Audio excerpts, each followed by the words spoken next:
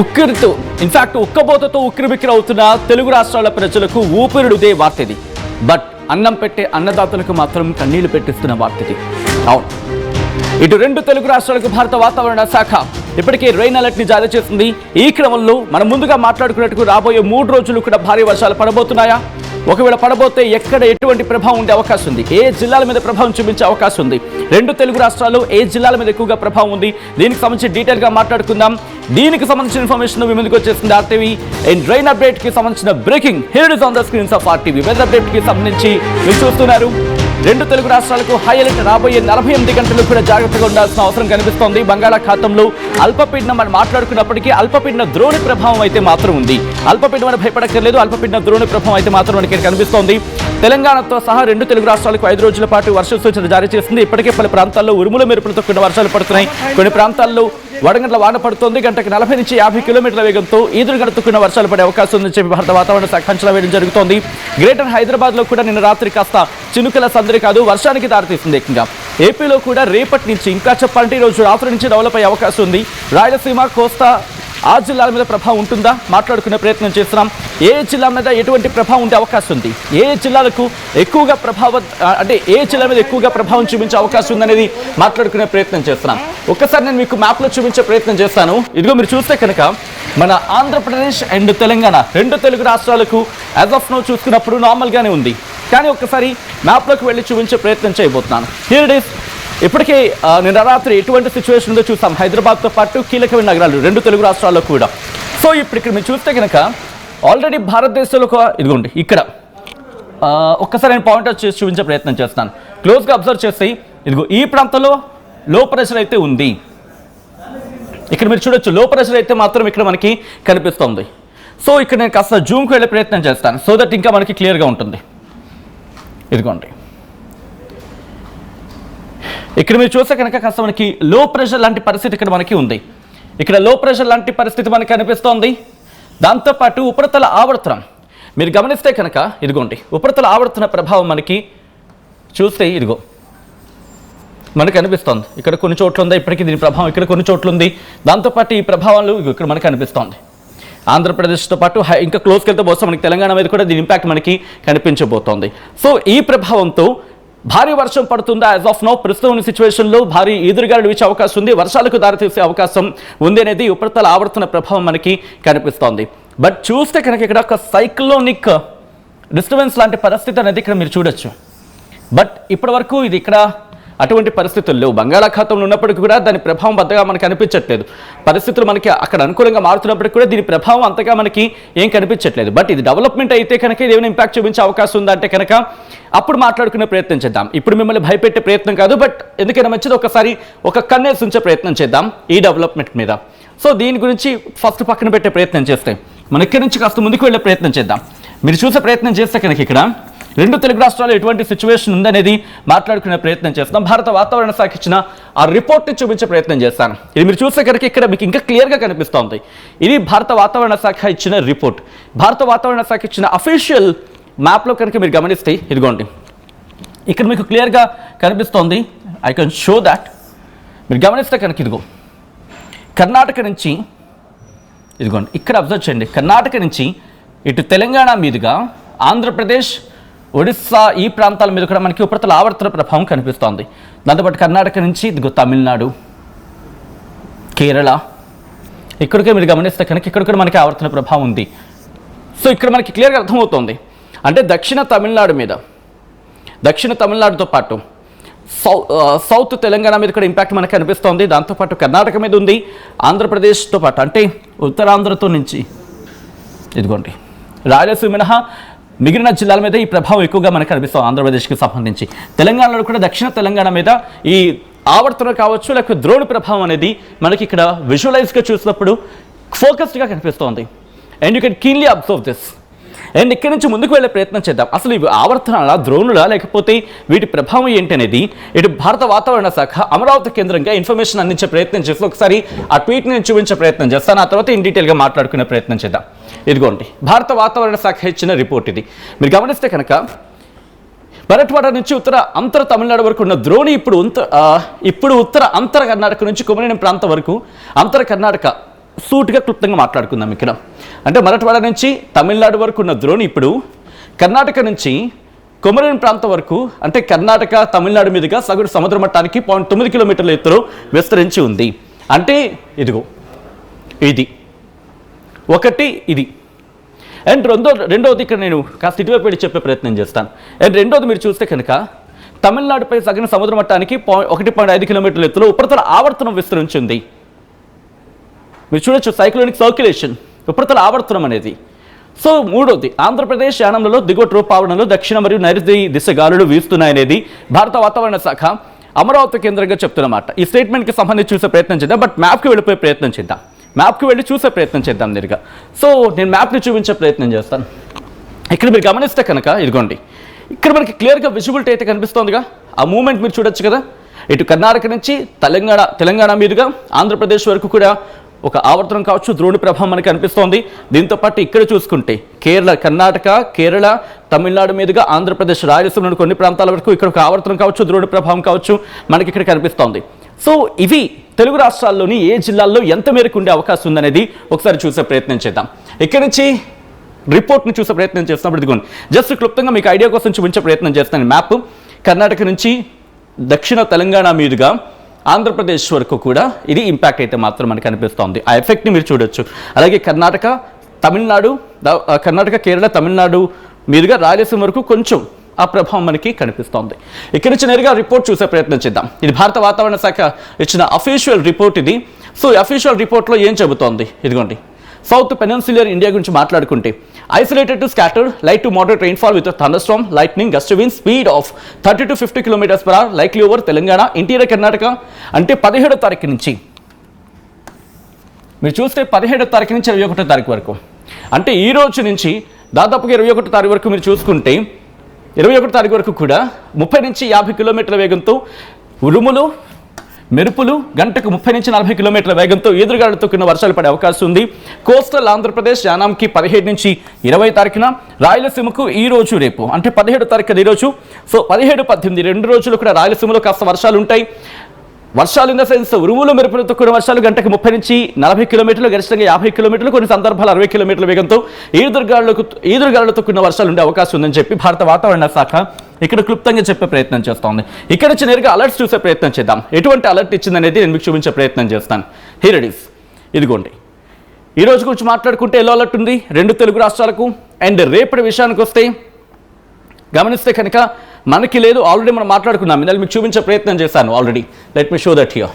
ఇదిగోండి, ఆల్రెడీ ఒక లో ప్రెషర్ అనేది ఇక్కడ మనకు కనిపిస్తోంది. అది ఆవర్తమా లేకపోతే అల్పపీడనం అనేది బహుశా వాతావరణ శాఖ ఇంకా క్లారిటీ ఇచ్చే అవకాశం ఉంటుంది డెవలప్మెంట్ బట్టి. సో దాని ఇంపాక్ట్ మనకి ఇక్కడ రిపోర్ట్లో కనిపిస్తుంది మీరు చూస్తే కనుక. అంటే ఆంధ్రప్రదేశ్ తెలంగాణకి అయితే మాత్రం ఎల్లో అలర్ట్ ఉంది. మిగిలిన ప్రాంతాలు ఇక్కడ ఒడిశా కావచ్చు, లేకపోతే పశ్చిమ బెంగాల్ కావచ్చు, ఈ ప్రాంతాల గురించి మాట్లాడుకున్న సందర్భం, లేకపోతే మధ్యప్రదేశ్ కావచ్చు, ఈ ప్రాంతాల గురించి మాట్లాడుకున్న సందర్భం ఇంపాక్ట్ అయితే మాత్రం మనకి అక్కడ కనిపిస్తోంది. అండ్ 2 తెలుగు రాష్ట్రాలకు ఎల్లో అలర్ట్ జారీ చేసిన భారత వాతావరణ శాఖ. అండ్ ఇదే ఇంపాక్ట్ మనకి రేపు కూడా కంటిన్యూ కాబోతోంది. ఇక అక్కడి నుంచి చూసుకుంటే 20వ తారీఖున కూడా మనకి ఎల్లో అలర్ట్ అనేది కంటిన్యూ కాబోతోంది ఎక్సెప్ట్ రాయలసీమ. అండ్ అలాగే 21వ తారీఖున కూడా తెలంగాణ మీద ఇంపాక్ట్ ఉండబోతుందని భారత వాతావరణ శాఖ చెబుతున్న రిపోర్ట్. సో ఈ క్రమంలో ఈ రిపోర్ట్ చూపించే ప్రయత్నం చేసినప్పుడు ఆంధ్రప్రదేశ్లో మీరు చూస్తే కేవలం 1.8 మిల్లీమీటర్ల వర్షపాతం పార్వతీపురం మన్యంలో నమోదైతే, ధర్మవరం శ్రీ సత్యసాయి డిస్ట్రిక్ట్లో ధర్మవరంలో మాత్రం 6.4 మిల్లీమీటర్ల వర్షపాతం నమోదైంది. మరి కాబట్టి ఆంధ్రప్రదేశ్లో ఎటువంటి వాతావరణం ఉందో చూద్దాం. ఆ తర్వాత తెలంగాణకు కాస్త ఇంపాక్ట్ ఇప్పుడు కనిపిస్తోంది. 2 రోజుల నుంచి పోల్చుకుంటే కాస్త ఈరోజు రిపోర్ట్ మారింది. తెలంగాణ మీద కూడా ఇంపాక్ట్ ఉంటుందనేది భారత వాతావరణ శాఖ చెబుతున్న అంచనాల ప్రకారం అర్థమవుతుంది. కాబట్టి రిపోర్ట్ను చూసే ప్రయత్నం చేస్తే పూర్తిగా ఎల్లోగా మారిన ఆ విజువల్ని చూడొచ్చు. ఎక్సెప్ట్ కొన్ని రోజులు కొన్ని ప్రాంతాల గురించి మాట్లాడుకుంటే ఇటు శ్రీకాకుళం నుంచి మొదలు పెడితే Srikakulam, Parvathipuram Manyam, Vizianagaram, Visakhapatnam, Alluri Sitaramaraju district, Anakapalli, Kakinada, east Godavari, Yanam, Ambedkar Konaseema, Eluru, west Godavari. ఒక్కసారి నేను చెప్పే ప్రయత్నం చేస్తాను ఫ్రమ్ ద బిగినింగ్. ఇటు శ్రీకాకుళం రేపు మినహా 4 రోజులు వర్షాలు ఉంటాయి. పార్వతీపురం మన్యం 5 రోజులు, ఈ రోజు నుంచి మొదలు పెడితే 5 రోజుల పాటు వర్షాలు ఉంటాయి. ఇంకా అక్కడి నుంచి చూసుకుంటే విజయనగరం ఈ రోజు నుంచి మొదలు పెడితే 5 రోజుల పాటు కూడా వర్షాలు ఉంటాయి. ఐ రిక్వెస్ట్ విజయ్ ఒక్కసారి మనం ఆ విజువల్ని చూపించే ప్రయత్నం చేద్దాం. అండ్ విశాఖపట్నం ఈ రోజు రేపు వర్షాలు ఉండకపోవచ్చు, కానీ మిగిలిన 3 రోజులు కూడా వర్షాలు ఉండే అవకాశం ఉన్నాయి. ఆ తర్వాత అల్లూరి సీతారామరాజు డిస్ట్రిక్ట్కి సంబంధించి మాట్లాడే ప్రయత్నం చేసినప్పుడు దాదాపు 5 రోజుల పాటు వర్షాలు ఉంటాయి. అనకాపల్లికి ఈ రోజు రేపు ఉండవు, కానీ మిగతా 3 రోజులు. ఆ తర్వాత కాకినాడ ఈ రోజు రేపు ఉండదు, ఆ మరుసటి 2 రోజులు వర్షాలు ఉంటాయి, మళ్ళీ ఆ మర్నాడు వర్షాలు ఉండవు. ఈస్ట్ గోదావరి ఈ రోజు రేపు వర్షాలు ఉండవు, రేపు ఎల్లుండి అంటే ఈ రోజు రేపు వర్షాలు ఉండవు, ఎల్లుండి ఆ మర్నాడు ఉంటాయి, మళ్ళీ ఆ మరుసటి రోజు ఉండదు. యానాంకి ఈ రోజు రేపు వర్షాలు ఉండవు, రేపు ఎల్లుండి వర్షాలు ఉంటాయి, ఆ మర్నాడు వర్షాలు ఉండవు. ఏలూరు ఈ రోజు నుంచి 4 రోజుల పాటు వర్షాలు ఉంటాయి. ఏలూరే కాదు, వెస్ట్ గోదావరి ఎన్టీఆర్ డిస్ట్రిక్ట్ కూడా ఈ రోజుతో కలిపి 4 రోజుల పాటు వర్షాలు ఉంటాయి. అండ్ ఎన్టీఆర్ డిస్ట్రిక్ట్ మాట్లాడుకున్నాం. ఇటు కృష్ణ ఈ రోజు మినహా మిగిలిన 4 రోజులు కూడా వర్షాలు ఉంటాయి. అండ్ పల్నాడు ఈ రోజు నుంచి పల్నాడు గుంటూరు ఈ 2 ప్రాంతాలు కూడా ఈ రోజు నుంచి 4 రోజులు కాదు, ఏకంగా 5 రోజులు వర్షాలు ఉంటాయి. దాంతోపాటు బాపట్లకు సంబంధించి మాట్లాడుకుంటే ఈ రోజు వర్షాలు ఉండవు, రేపు ఎల్లుండి ఆ మరుసటి రోజు వర్షాలు ఉంటాయి, ఆ మరుసటి రోజు మళ్ళీ వర్షాలు ఉండవు. ప్రకాశం ఈ రోజుతో కలిపి 4 రోజుల పాటు వర్షాలు ఉంటాయి.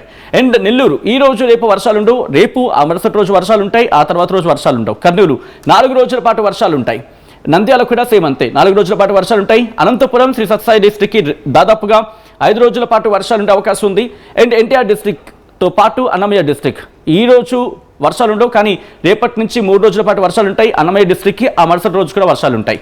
అండ్ తిరుపతికి ఈ రోజుతో కలిపి 4 రోజుల పాటు వర్షాలు ఉంటాయి. చిత్తూరుకి ఈ రోజుతో కలిపి 5 రోజుల పాటు వర్షాలు ఉంటాయి. మరీ ముఖ్యంగా కొన్ని ప్రాంతాలకు సంబంధించి మాట్లాడుకున్న సందర్భంలో గంటకు 30 నుంచి 40 కిలోమీటర్లు, మరికొన్ని సందర్భాల్లో ఏకంగా 50 కిలోమీటర్లు, ఇంకా చెప్పాలంటే 60 కిలోమీటర్ల వేగంతో ఈదురుగాలులతో కూడిన వర్షాలు పడే అవకాశం ఉందని చెప్పి భారత వాతావరణ శాఖ అంచనా వేయడం జరుగుతోంది.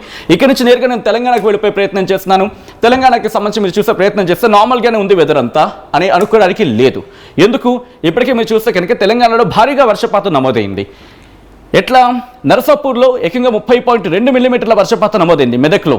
ఆ తర్వాత రేగోడులో 27.4 మిల్లీమీటర్ల వర్షపాతం, దోమకొండలో 18 మిల్లీమీటర్లు, అలాగే నరసాపూర్లో 18 మిల్లీమీటర్ల వర్షపాతం నమోదైందంటే అర్థం చేసుకోవచ్చు తెలంగాణలో ఈ ఇంపాక్ట్ ఎలా ఉంది అనేది.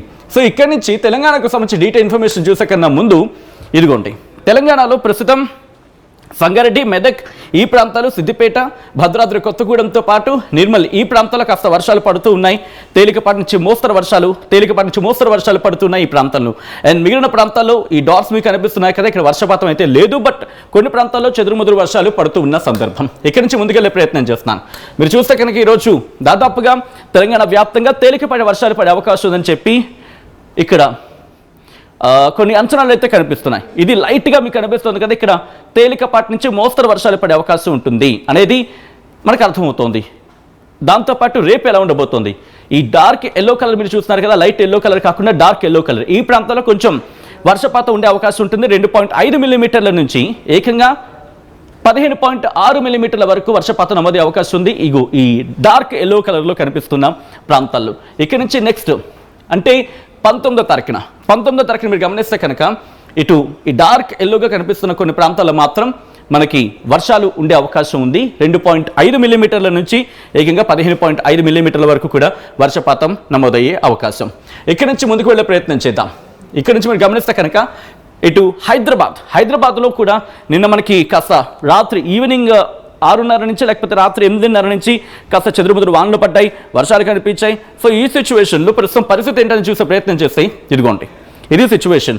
తేలికపాటి వర్షం పడే అవకాశం ఉంది. అండ్ ఈ రోజు రేపు వరకు గమనిస్తే ఆ తర్వాత రేపు నార్మల్గా ఉండే అవకాశం కనిపిస్తోంది. మరి ముఖ్యంగా వెస్ట్ సైడ్ ఆఫ్ హైదరాబాద్, ఇటు శ్రీరంగపల్లి కావచ్చు, మూసాపేట కావచ్చు, యూసఫ్గూడ ఈ ప్రాంతాలు, గాజుల రామారం, దాంతోపాటు ఈ ప్రాంతాలు కూకట్పల్లి, రాజేంద్ర నగర్ ఈ ప్రాంతాల మీద వర్షపాతం ఉండే అవకాశం ఉంది. తేలికపాటి వర్షం పడే అవకాశం ఉందని చెప్పి భావించవచ్చు.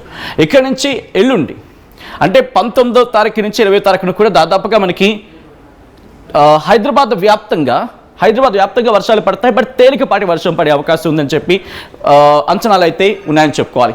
ఇక్కడి నుంచి మీరు చూస్తే కనుక ఇంతవరకు తెలంగాణలో ఎటువంటి అత్యధిక వర్షపాతం నమోదైంది ఈ రోజు విషయానికి వస్తే ఇప్పటి వరకు ఇల్లందులో 10.3 మిల్లీమీటర్ వర్షపాతం నమోదైంది. మనం ఇందాక మాట్లాడుకుంది నిన్నటి లెక్క, అంటే నిన్నటి వరకు ఎంత వర్షపాతం నమోదైంది.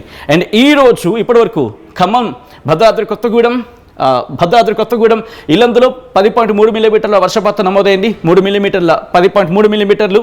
సంగారెడ్డిలో 4.8. సో చూసుకోవచ్చు ఆల్రెడీ తెలంగాణలో కూడా వర్షాలు పడుతున్న సందర్భం. ఇక్కడి నుంచి తెలంగాణకు సంబంధించి భారత వాతావరణ శాఖ ఏ జిల్లాల మీద ప్రభావం చూపించబోతుంది అనేది డీటెయిల్గా ఇచ్చింది. హెచ్చరిక జారీ చేస్తుంది. హెచ్చరిక కింద మీరు చూడొచ్చు ఎల్లో అలర్ట్ని జారీ చేస్తుంది భారత వాతావరణ శాఖ అంటే అర్థం చేసుకోవచ్చు. ఏమంటోంది? ఉరుములు మెరుపులు గంటకు 30 నుంచి 40 కిలోమీటర్ల వేగంతో ఈదురుగాలులతో కూడిన వర్షాలు పడే అవకాశం ఉంది. ఆదిలాబాద్, కొమరంభీం, ఆసిఫాబాద్, మంచిర్యాల, నిర్మల్, నిజామాబాద్, జయశంకర్, భూపాలపల్లి, ములుగు, భద్రాద్రి కొత్తగూడెం, ఖమ్మం, నల్గొండ, సూర్యాపేట, మహబూబాబాద్, వరంగల్, హన్మకొండ, జనగాం, సిద్దిపేట, యాదాద్రి భువనగిరి, రంగారెడ్డి, హైదరాబాద్, మేడ్చల్, మల్కాజ్గిరి, వికారాబాద్, సంగారెడ్డి, మెదక్, కామారెడ్డి, మహబూబ్నగర్, నాగర్ కర్నూలు, వనపర్తి, నారాయణపేట, అలాగే జోగులాంబ, గద్వాల జిల్లాలో అక్కడక్కడ కురిసే అవకాశం ఉందని చెప్పి భారత వాతావరణ శాఖ ఇక్కడ హెచ్చరిక జారీ చేస్తోంది. దాదాపు 3 రోజుల పాటు ఎల్లో అలర్ట్ని జారీ చేస్తుందంటే అర్థం చేసుకోవచ్చు సిచ్యువేషన్ ఎలా ఉంది అనేది. ఈ నేపథ్యంలో రేపటి నుంచి ఎలా ఉండబోతోంది అనేది డీటెయిల్గా మాట్లాడుకునే ప్రయత్నం చేసే కన్నా ముందు హైదరాబాద్కి కూడా 3 రోజుల పాటు ఎల్లో అలర్ట్ జారీ చేస్తుంది భారత వాతావరణ శాఖ. మీరు గమనిస్తే ఈ రోజుతో కలిపి 3 రోజుల పాటు ఎల్లో అలర్ట్ జారీ చేస్తుంది. ఆకాశం పాక్షికంగా మేఘావృతమై ఉంటుంది. తేలికపాటి నుంచి మోస్తరు వర్షాలు పడే అవకాశం ఉంది. ఉరుముల మెరుపులతో కూడిన వర్షాలు గంటకు 30 నుంచి 40 కిలోమీటర్ల వేగంతో ఈదురుగాలులతో కూడిన వర్షాలు పడే అవకాశం ఉందని చెప్పి భారత వాతావరణ శాఖ ఇక్కడ అంచనా వేయడం జరుగుతోంది. ఇక్కడి నుంచి గమనిస్తే ఇదిగోండి ఇప్పుడు ఎలాంటి వాతావరణం ఉంది. ఇదిగోండి ఆంధ్రప్రదేశ్ నుంచి పూర్తిగా మబ్బుపట్టిన వాతావరణం మనకి కనిపిస్తోంది. పూర్తిగా మబ్బుపట్టిన వాతావరణం కొన్ని చోట్ల విశాఖపట్నం కొన్ని ప్రాంతాల్లో అండ్ తెలంగాణలోని కొన్ని ప్రాంతాల మహబూబ్ నగర్ అక్కడక్కడ వర్షపాతం నమోదవుతోంది. అండ్ ఆదిలాబాద్లోని కొన్ని ప్రాంతాల వర్షపాతం నమోదవుతోంది. దాంతోపాటు ఇటు ఆంధ్రప్రదేశ్, ఉత్తరాంధ్రకు సంబంధించి కొన్ని ప్రాంతాల్లో చెదురుముదురు వర్షాలు పడుతున్నాయి. కానీ ఆకాశం అయితే మాత్రం మేఘావృతమై ఉందనేది మనకి జూమల్ సాయంతో అర్థమవుతోంది. ఇక్కడి నుంచి విండి సాయంతో చూసే ప్రయత్నం చేద్దాం. అండ్ రేపు ఎల్లుండి ఎలా ఉండబోతోంది, ఎప్పుడు వాతావరణం కాస్త మారే అవకాశం ఉంది అనేది. సో చూసేద్దాం. హియర్ ఇట్ ఈస్ ఆల్రెడీ గమనిస్తే కనుక ఓకే రేపు కాస్త చిన్న అల్పపీడనం ఏర్పడే అవకాశం ఉందంటే అర్థమవుతోంది. ఇక్కడ హై ప్రెషర్ అల్పపీడనం కాదు అధిక పీడనం. సో దాంతోపాటు క్రమేపీ వర్షాలకు వెళ్ళే అవకాశం ఉందా? ఓకే వాట్ ఐ డూ ఇక్కడ చిన్న పాజ్ పెట్టి మోడ్ చేంజ్ చేసి చూసే ప్రయత్నం చేద్దాం. And rain and thunder storms. Okay